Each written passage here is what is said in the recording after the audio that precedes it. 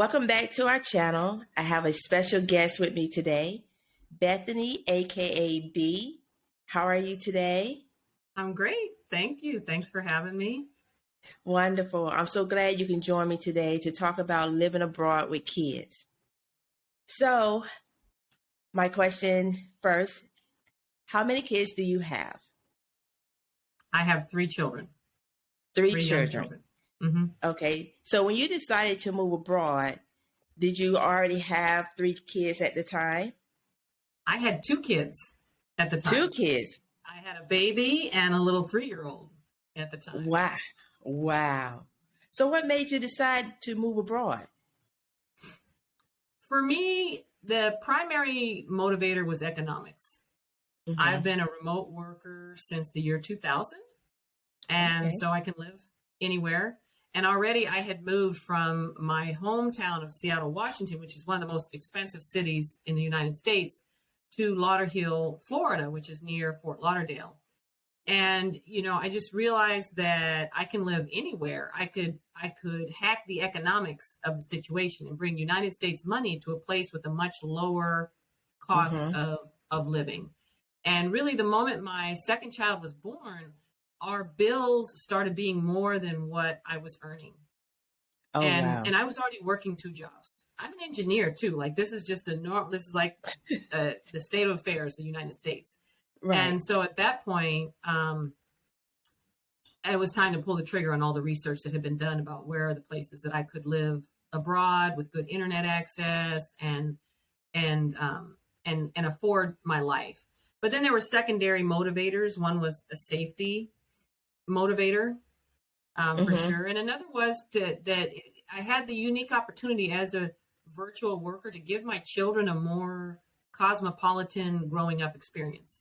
They could travel Okay. more, they could see more of the world, and that this was a way that they could be bilingual. And Yeah. if you speak Spanish and English, you can communicate with 80% of the world. So I wanted to open up more of the world to them. Okay. Now, were there any hesitation to move abroad? Oh, yes, of course. I mean, like, United States, I mean, we're very xenophobic in a lot of ways, culturally, right? Like, countries that are developing countries are portrayed as backwater places with tons of violence and poverty, Hmm. and there was worries around safety, around even being tropical. Seattle's the north. I grew up in the north. The concept of tropical diseases, things like that, were definitely hesitations. But when we did a deep dive on research, when I really started to research, it became apparent that is one of those don't believe the hype type of Hmm. situations, Yeah. right? And that everything I needed could be found in other countries, including greater safety. For Yeah. example, there's not school shootings here in Right. Ecuador. That Exactly. doesn't happen. Exactly. There's not active No. shooter drills for children. There's not mass shootings, like, No. right? So if you start to look, once you actually dive in on the statistics, I realized I would be moving to a place with better crime and Hmm. safety statistics than the United States. And that's not even accounting the racialized parts of the United States and how ugly the statistics are for people of color and how much Exactly. better they are here. Yeah. So yeah, I came to this moment where I was like, what if one of the kids gets something and they die of some like tropical illness, right? I was thinking Hmm. like that. And then I realized, and I'm like, or they're in the United States and they get shot at school. Anywhere you live is a risk. That's true. And if something goes wrong, you'll always question the decisions you made. And I realized, Hmm. like, it's kind of a toss up, and I just have to pick what I think gives me and my family the best chance for a safe and productive and happy life. Right. Exactly. So, how did you handle family concerns? I'm going to be real. I I didn't really. I only told a couple. Like, I'm one of six kids. Two of my siblings understood my intentions were to be permanent in Ecuador. Okay. And everyone else, I told them I was going to be able to afford a third baby if I moved to Ecuador and to get a surrogate because I'm like allergic to pregnancy. And that was my path. And that it was going to be at least a 2-year journey going Hmm. and having a baby in a foreign country. And that there was a possibility that I might fall in love with it and decide to live there. That's the way I couched it. And then when they had the concerns around danger and things like that, that's when I would, kind of pull the statistics and be like, this is what my research has shown. That, just, again, don't believe the marketing. Don't believe all the haterism. That's not the reality of, this is a place that, they have way better gun control even. So, and then I could give them real specifics about it's not just some foreign country. I'm going to this place. And this is what this place has to offer me for safety and freedom. And so they were okay. They were worried for me, for sure. I still do a weekly call with my parents. And they see that I'm alive. Doing well. Yeah. Okay, so since you had your third baby here in Ecuador, were there any Medicare concerns? No. I mean, medical care. I'm sorry. Medical care concerns. Yeah, like at first. But once I saw what Ecuador had to offer, what I had to get used to is the trappings of the facilities are more basic, right? For example, your bed, there's not going to be a button you push to elevate your head on your bed, right? Somebody's going to come and crank that thing. They're going to crank it, okay? Right. But what I discovered was the medicines are all the same, and the doctors are at least as good, and the nurses are at least as good. And so while the room you're in might appear less high-tech, less snazzy than the United States, the quality of care is good. So once I started seeing a doctor, my OBGYN did not speak any English. I learned a lot of English in that, but for me, it was very important to choose a doctor because they're good, not because they speak English. And exactly. it severely limits your choice if you're not willing to branch out into Spanish. And so he was amazing. So then I would say with my third child, I decided to carry the pregnancy myself, even though I did have a surrogate option. I received in my pregnancy here, in the birth of my daughter, in the post-care, better quality of care than I received in the United States. Oh, wow. Noticeably. It was my mom is a family doctor. When she was here for 3 weeks after my daughter was born, I got an infection. I got very sick. She was just like, wow, these people know what they're doing. Like they took this seriously and they are curing you. They are healing it, And so she was also impressed with the quality of care. And one thing that I didn't have to deal with, that I dealt with in both my first two pregnancies and births, I dealt with my life or my child's life being unnecessarily risked around racism. Why around racism? There's no other reason. That's the only difference between me and other people. People aren't going to listen to your pain. They're not going to listen to your concerns. And there was scares. I faced a serious infection here, but you know what? Nobody was unnecessarily put at risk. We got the top level of care. We got excellent care here. Awesome. And it was very affordable. My cesarean and hospital stay was $600, by the way. What? Where the last baby we spent, was it $10,000? That's with insurance in Florida. So that's about right. Yeah. Yeah. Like, what's the question? What's the hesitation to that? Like, yeah. Exactly. So since you have school age kids, how do you handle or tackle their education?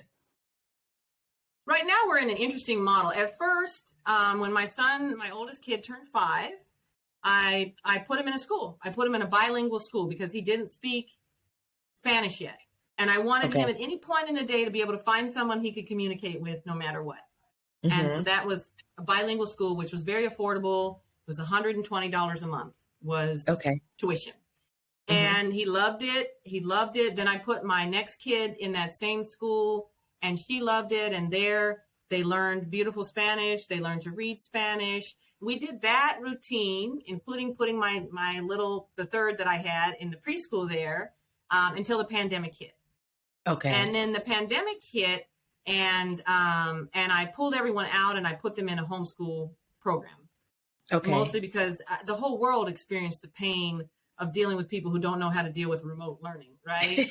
And, I have a job. I did not have time for the drama of 3 Zoom meetings every 40 minutes with different passcodes and 3 kids who didn't want to pay attention to it. And so I switched them out to a homeschool, an online academy in the United States.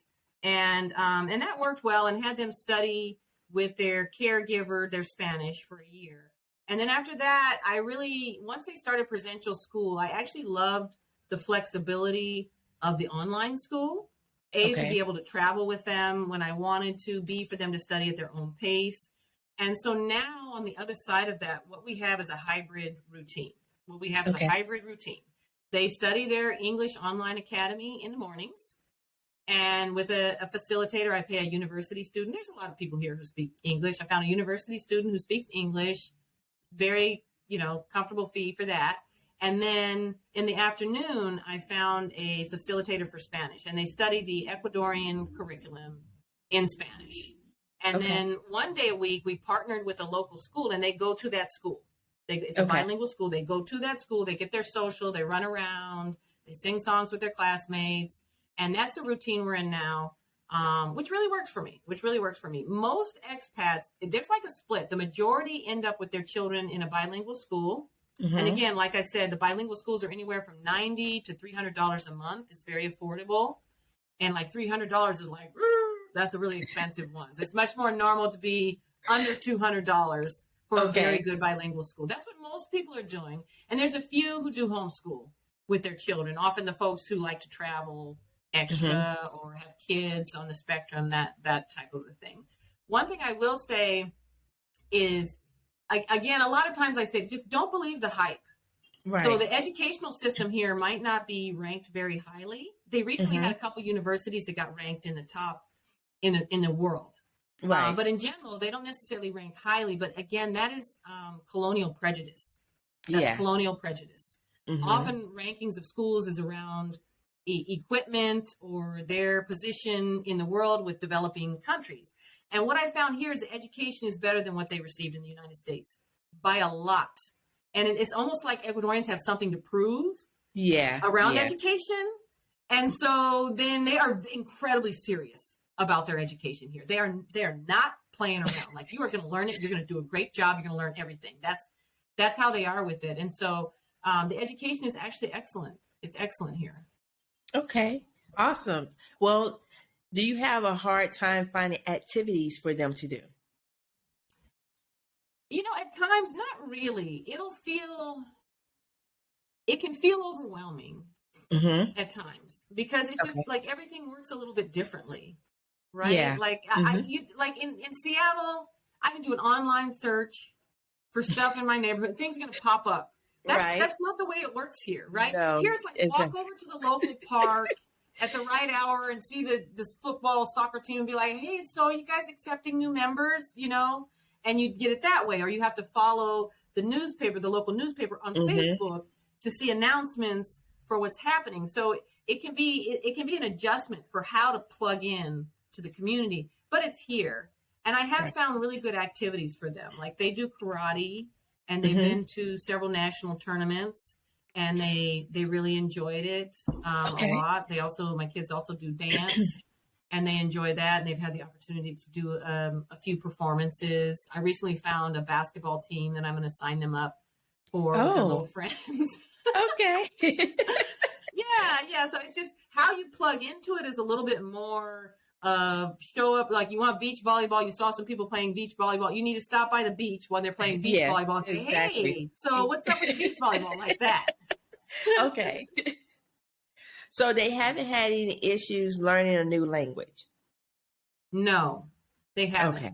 They have That's not. Good. My son, at about 3 months into his time, I was in the way they do teacher-parent conferences is different too, because you're all in a room and they'll just point you out and be like, your kid X, Y, and Z, and you too. Your kids are fighting. Go figure that out. Like, it's a group conference. Okay. It's a group conference, which I kind of like it. So then we're 3 months in, and they're like, EXO has learned Spanish. He's communicating. He's writing. Let's give him applause. And everybody's like, hey! And I'm like, oh, okay, we're there. Nice. So that's the 5-year-old. My younger daughter learned it from our helper that I had hired when I was having a new baby to help, who are still helping us as caregivers. And so my 2 youngest kids, then the baby, she's now 5, she has a bilingual brain, because from day one, she's been hearing and speaking both languages. And then my Okay. middle kid has no accent in her Spanish. And then my oldest, they're all three totally fluent. They all Okay. read and write in Spanish. And the kids are just little sponges. They Exactly. just absorb it. You just have to make sure they're in a loving environment when they're Yes. learning it, right? That's what's Exactly. the most Yeah. important thing. That is. That is. Now, did you experience any challenges when you decided to move abroad? Being an immigrant, like the short answer is yes. Being an immigrant, going to a new place has Mm-hmm. its challenges. Everything's different. All the brands you want to buy no longer exist, or if they do, they're Yeah. at some absurd price. And I'm not here to spend absurd money, right? I'm here to Exactly. save money, right? So everything, you're going to find a new lotion brand, a new face lotion, a new shampoo, a new cereal, like all, and that's challenging. That is Yeah. challenging. You know, not Yes. speaking the language. I showed up, I didn't speak any Spanish. I speak Spanish now, but Right. I didn't speak any Spanish. And the translation programs didn't work on a data plan. So if I was if I was outside of the house, I was like with a little pocket dictionary trying to find keywords and like a lot of like Yes. charades types of things, you know. But I picked Ecuador in part because they're known for their friendly culture and people were friendly. So that's another fear that Americans and Canadians and perhaps Europeans would have is you don't speak the language and people are like, yeah, learn the language, you know. But no, sorry, but that's European and American and Canadian culture. Exactly. That's not the culture down here. That's not how they No. treat you when you No. don't speak the language. Instead, they applaud you for your efforts. They'll work Mhm. charades with you. They'll Yes. look in the dictionary with you, and it's okay. But is that easy? No, it's No. not. No. No, it's Is not. it worth it? Yes, it is. Yes, it is. Yes. It's definitely worth it. Yeah. So, what are some consideration should someone consider when they're moving abroad? You need to consider your tolerance for change, I would say, for being uncomfortable. Like I Mhm. would just have this phrase to myself where I'd be like, one day this is going to be familiar to me. One Yes. day this is going to be a routine. One day Mhm. this is going to feel comfortable, right? Right. You're right. And you have to have a tolerance for discomfort. You have to be willing to learn, Mhm. and you have to have good humility. You have to have good humility to do Yeah. something like this. But it has been a journey that's been worth it for me. I would I say feel that, the you know, it is the economic rewards. I can afford a third child. We're not struggling. We can save money. You know, it's good. right.